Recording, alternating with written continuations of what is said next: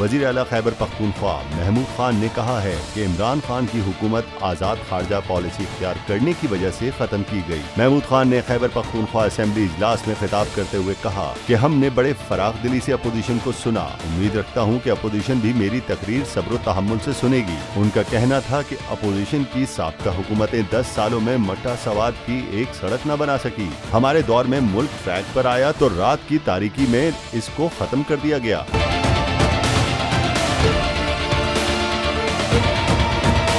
इमरान खान की हुकूमत आजाद खारजा पॉलिसी इख्तियार करने की वजह से खत्म की गई। उन्होंने कहा कि आज बिजली की फी यूनिट कीमत 5 रुपए 27 पैसे से बढ़ाकर सेकंड मिसाइल मारा गया है। महमूद खान ने कहा कि वफाकी हुकूमत तोरखम बॉर्डर पर फाटक न लगाते। क्या खैबर पख्तूनख्वा पाकिस्तान का हिस्सा नहीं?